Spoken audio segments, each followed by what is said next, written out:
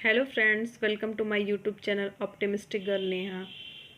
कैसे हैं दोस्तों आप सब लोग। जैसा कि आप लोग को पता है कि हम लोग DSSP हिंदी TGT की प्रिपरेशन कर रहे हैं और हिंदी में हम लोग स्वस्ति पांडे और गोविंद पांडे की बुक से कहानी पाठ कर रहे हैं। दोस्तों 2-3 दिन मेरी वीडियो नहीं आ पाई, मेरी तबीयत थोड़ी ठीक नहीं थी। चलिए हम लोग अपना आगे का पार्ट हम लोग शुरू करते हैं। तो आज हम लोग कहानी पार्ट में प्रेमचंदोत्तर युग पढ़ेंगे। प्रेमचंदोत्तर युग, इसमें पहला पॉइंट है कि जैनेन्द्र की कहानियों के माध्यम से पहली बार हिंदी साहित्य में व्यक्ति को महत्व मिला। तो किसकी कहानियों के माध्यम से पहली बार हिंदी साहित्य में व्यक्ति को महत्व मिला? तो जैनेन्द्र की कहानियों के माध्यम से। दूसरा पॉइंट है जैनेन्द्र की प्रथम कहानी खेल 1928 में विशाल भारत में प्रकाशित हुई थी, किंतु जैनेन्द्र ने फोटोग्राफी को अपनी प्रथम कहानी माना है। तो जैनेन्द्र की प्रथम कहानी जो खेल थी वो 1928 में विशाल भारत में प्रकाशित हुई, किंतु जैनेन्द्र ने फोटोग्राफी को अपनी प्रथम कहानी माना है। जैनेन्द्र के महत्वपूर्ण कहानी संग्रह और कहानियां निम्नलिखित हैं।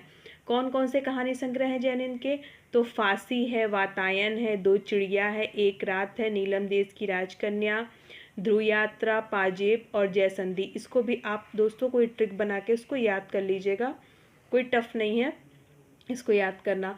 अभी तो ये जैनेन्द्र की कहानियाँ थी, अब इनकी हम लोग कहानी, जैनेन्द्र की कहानी संग्रह थे, अब इनकी हम लोग कहानियाँ देखते हैं। इनकी कहानियाँ हैं स्पर्धा, पत्नी, एक कैदी, गदर के बाद, बाहुबली, तत्सत, लाल सरोवर, मास्टर जी, जानवी और अपना अपना भाग्य। नेक्स्ट पॉइंट है दोस्तों, जैनेन्द्र कृत स्पर्धा इटली की पृष्ठभूमि पर विदेशी पात्रों को केंद्र में रखकर लिखी गई कहानी है। यानी जैनेन्द्र की जो कहानी स्पर्धा है वो इटली की पृष्ठभूमि पर विदेशी पात्रों को केंद्र में रखकर लिखी गई कहानी है। अब यहाँ पे जैनेन्द्र के बाद हम लोग देखते हैं अन्य महत्वपूर्ण कहानीकार और उनके कहानी संग्रह। तो यशपाल दोस्तों मोस्ट इम्पॉर्टेंट है। यशपाल की कहानी संग्रह है पिंजड़े की उड़ान। अब देखिए इसको आप ट्रिक से कैसे याद कर सकते हैं। अगर किसी आप पक्षी से पूछेंगे कि तुम पिंजड़े की उड़ान चाहते हो यानी पिंजड़े से उड़ना चाहते हो, तो यस ही तो बोलेगा। तो यानी यशपाल पिंजड़े की उड़ान, अगर आप किसी पक्षी से पूछेंगे कि पिंजड़े की उड़ान चाहते हो तो बोलेगा यस, तो यस से यशपाल। ज्ञानदान, ज्ञान चाहते हो, यशपाल। अभिशप्त, तर्क का तूफान, भस्मावृत चिंगारी, वो दुनिया, फूलों का कुर्ता। अगर किसी बच्चे से पूछेंगे कि तुम फूलों का कुर्ता पहनना चाहते हो तो वो तो यस ही बोलेगा ना। तो इस ट्रिक से हम लोग इसको याद कर सकते हैं। धर्मयुद्ध, उत्तराधिकारी, चित्र का शीर्षक, उत्तमी की माँ, तुमने क्यों कहा था मैं सुंदर हूँ, सच बोलने की भूल, खच्चर और आदमी, भूख के 3 दिन। नेक्स्ट है दोस्तों इलाचंद जोशी। इलाचंद जोशी भी मोस्ट इम्पॉर्टेंट है। इलाचंद जोशी का EMRS में भी एक क्वेश्चन देखने को मिला था। इनका है धूप रेखा, दिवाली और होली, रोमांटिक छाया, आहुति, खंडहर की आत्माएं, डायरी के नीरस पृष्ठ। आई थिंक यही वो रचना थी जो EMRS के एग्ज़ाम में देखने को मिली थी। कटीले फूल और लजीले कांटे, ये मोस्ट इम्पॉर्टेंट है। देखिए दोस्तों मैंने डबल स्टार भी लगा के इस पर रखा हुआ। नेक्स्ट है अज्ञे, विपथगा, परंपरा, कोठरी की बात, शरणार्थी, जयदोल, ये तेरे प्रतिरूप, अमर वल्लरी। नेक्स्ट है उपेंद्र नाथ अस्क। उपेंद्र नाथ अस्क का है पिंजरा, अंकुर, छींटे, बैगन का पौधा, 70 श्रेष्ठ कहानियाँ, पलंग, आकाशचारी। नेक्स्ट दोस्तों विष्णु प्रभाकर। विष्णु प्रभाकर का है आदि और अंत, रहमान का बेटा, जिंदगी के थपेड़े, धरती अब भी घूम रही है, साँचे और कला, पुल टूटने से पहले, मेरा वतन, खिलौने, एक और कुंती, जिंदगी एक रिहर्सल, आसमान के नीचे, कर्फ्यू और आदमी, आखिर क्यों, मैं नारी हूँ, जीवन का एक और नाम और ईश्वर का चेहरा। नेक्स्ट है दोस्तों अमृतलाल नागर। इनका है एक दिल हजार अफसाने। ये बहुत ही मोस्ट इम्पॉर्टेंट है। इनकी एक ही रचना इसमें दी गई है तो आप इसे याद कर लीजिएगा। द्विजेंद्र नाथ मिश्र निर्गुण की रचना कहानी संग्रह है टीला और कच्चा धागा। उसके बाद अमृत राय। अमृत राय तो आपको पता ही कितने इम्पोर्टेंट हैं। इनकी है जीवन के पहलू, तिरंगे कफन और इतिहास। रांगे और राघन। रांगे राघव के हैं साम्राज्य का वैभव, समुद्र के फेन, देवदासी, जीवन के दाने, अधूरी मूरत, अंगारे न बुझे, इंसान पैदा हुआ। यहाँ पे इलाचंद जोशी जिनकी रचनाएं हम लोग पीछे पढ़े हैं उनके बारे में एक इम्पॉर्टेंट पॉइंट दिया हुआ है कि इलाचंद जोशी को हिंदी में मनोवैज्ञानिक कहानी लेखन परंपरा का प्रवर्तक माना जाता है। तो हिंदी में मनोवैज्ञानिक कहानी लेखन परंपरा का प्रवर्तक कौन है? तो इलाचंद जोशी। अब हम लोग नेक्स्ट पॉइंट पे आते हैं, समकालीन कहानियाँ, नई कहानी। यहाँ पे प्रेमचंदोत्तर युग यहाँ पे खत्म होता है और शुरू होता है दोस्तों समकालीन कहानी, जिसको नई कहानी भी कहते हैं। तो नई कहानी नाम का सर्वप्रथम प्रयोग किसने किया था? तो दुष्यंत कुमार ने किया था। नई कहानी नाम का दुष्यंत कुमार ने सर्वप्रथम प्रयोग किया था। हिंदी के प्रमुख कहानी आंदोलन और प्रवर्तक, जितने भी कहानी आंदोलन हुए थे उनके प्रवर्तक सन के साथ इस बुक में दिए हुए। देखिए दोस्तों कितने अच्छे से, आपको नोट्स बनाने की भी जरूरत नहीं। अगर आप इस बुक से पढ़ रहे हैं हिंदी साहित्य तो आपको नोट्स बनाने की जरूरत नहीं है। देखिए बिल्कुल जिस पैटर्न में हम लोग नोट्स बनाते हैं उसी पैटर्न में इस बुक में दिया हुआ है, बस याद करने की आपको ज़रूरत है। नेक्स्ट है कहानी आंदोलन, नई कहानी। नई कहानी के आंदोलन के प्रवर्तक कौन कौन है? तो राजेंद्र यादव, मोहन राकेश और कमलेश्वर। और नई कहानी का प्रवर्तन कब हुआ था? तो 1956 ईस्वी में हुआ था। नेक्स्ट है अकहानी। अकहानी है गंगा प्रसाद विमल 1960, सचेतन कहानी महीप सिंह 1964, सहज कहानी अमृत राय 1968, समानांतर कहानी कमलेश्वर 1972, सक्री कहानी राकेश वस्त 1979 और जनवादी कहानी 1982। आगे हम लोग बढ़ते हैं। साठोत्तरी कहानी को गंगा प्रसाद विमल प्रारंभ में समकालीन कहानी के नाम से पुकारते थे, किंतु ही शीघ्र ही अकहानी की व्याख्या करना आरंभ कर दिया। यानी जो साठोत्तरी कहानी है उसको गंगा प्रसाद विमल पहले क्या कहते थे कि वो समकालीन कहानी है, लेकिन बाद में उन्होंने उसको अकहानी कह दिया। वही चीज़ यहाँ पे विस्तार से दी हुई है। गंगा प्रसाद विमल ने लिखा है, अकहानी किसी तरह के मूल्यों की रक्षा करती हुई या आग्रह रखती हुई नहीं चलती।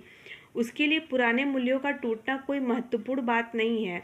1960 के बाद की कहानी मानव विश्वास की आदर्श कहानी नहीं है, अपितु वो मनुष्य मस्तिष्क के भीषण संकट बोध की यथार्थ प्रतीति की कहानी है, जो मानव पीड़न को इसलिए व्यक्त नहीं करती कि वह कोई प्रदर्शनी प्रसंग है, अपितु वह यथार्थ का भोग है। कथाकार मार्कंडे ने लिखा है कि नई कहानी से हमारा मतलब उन कहानियों से है जो सच्चे अर्थों में कलात्मक निर्माण है, जो जीवन के लिए उपयोगी हैं और महत्वपूर्ण होने के साथ ही उसके किसी न किसी नए पहलू पे आधारित है। तो ये वाक्य मार्कंडे जी ने नई कहानी के बारे में कहा है।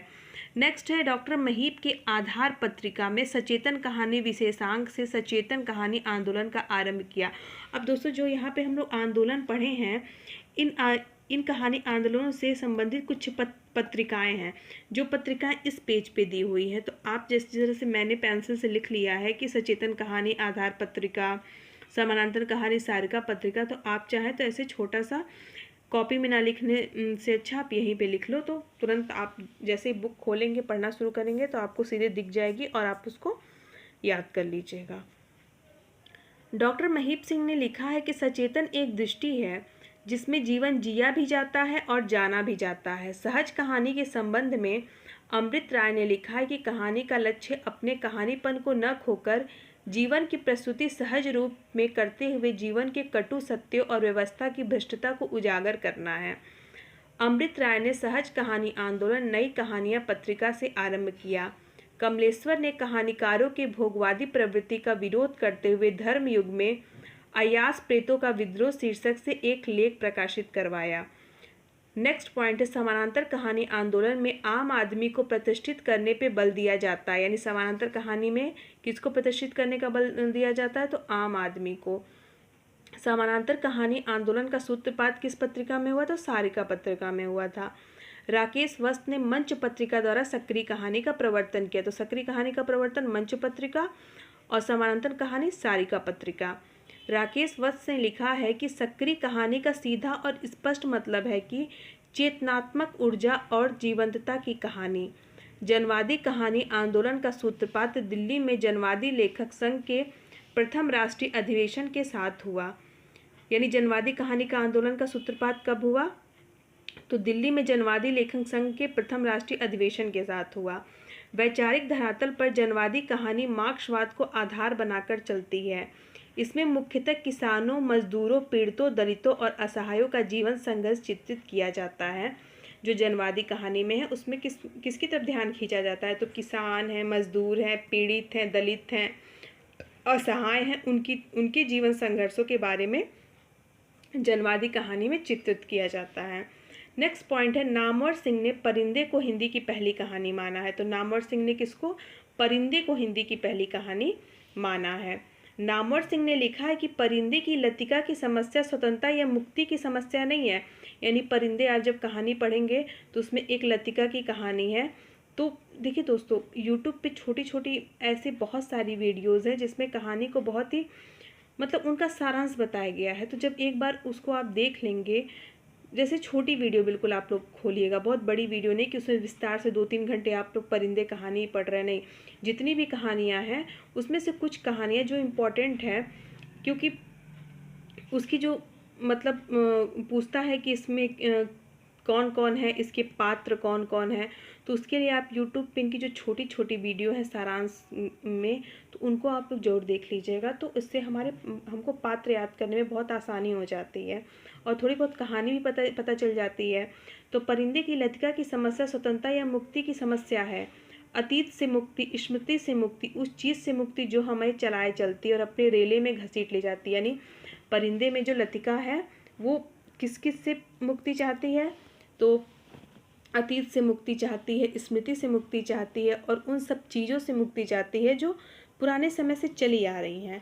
सारी कहानी इस मुक्ति की पीड़ा की मार्मिक अभिव्यंजना है। मुक्ति का ये क्षण जिसमें मनुष्य स्वयं अपना साक्षी हो जाता है, निर्मल की अनेक कहानियों का आंदोलक केंद्र है। नेक्स्ट दोस्तों, हिंदी के प्रमुख समकालीन कहानीकार और संग्रह निम्नलिखित हैं।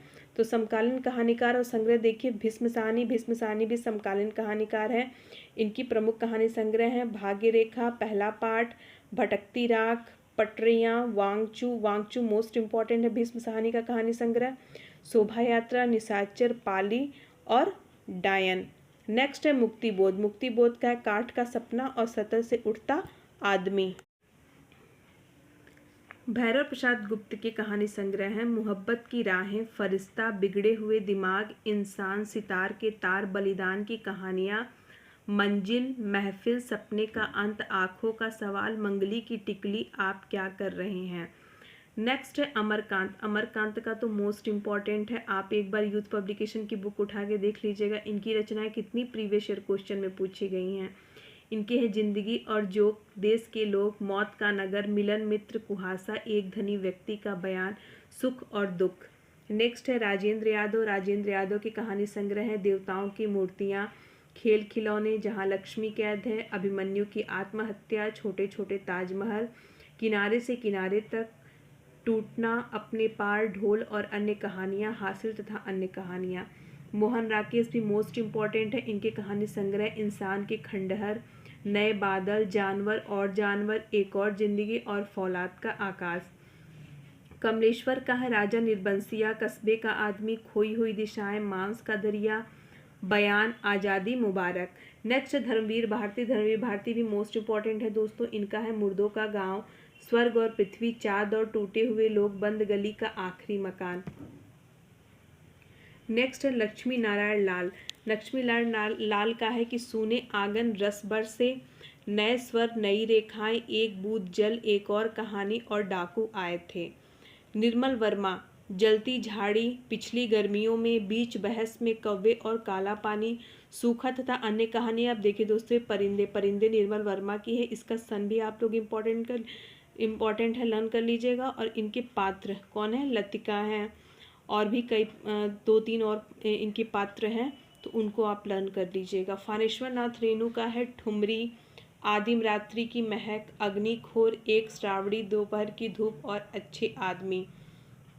शिव प्रसाद सिंह का है आर पार की माला, कर्मनाशा की हार, इन्हें भी इंतजार है, मुर्दा सराय, मारकंडे अंधेरा हंसता है भेड़िया। मारकंडे का है पान फूल, पत्थर और परछाइयाँ, महुए का पेड़, हंसा जाई अकेला, भूदान, माही, बीच के लोग। रघुवीर सहाय का है रास्ता इधर से है, जो आदमी हम बना रहे हैं, अब दोस्तों यहाँ से हम गंगा प्रसाद विमल से कल पढ़ाई करेंगे। आज की वीडियो में बस इतना ही। अगर दोस्तों आपको हमारी वीडियो पसंद आती है तो प्लीज़ प्लीज़ प्लीज़ मेरे वीडियो को लाइक करिए और मेरे चैनल को सब्सक्राइब करिए, ताकि मुझे इससे मोटिवेशन मिले। अगर हाँ कोई प्रॉब्लम है तो प्लीज़ शेयर करिए, मैं उसमें सुधार करूँगी और आपको इससे भी अच्छी वीडियो प्रोवाइड करने की कोशिश करूँगी। थैंक यू दोस्तों। हर हर महादेव।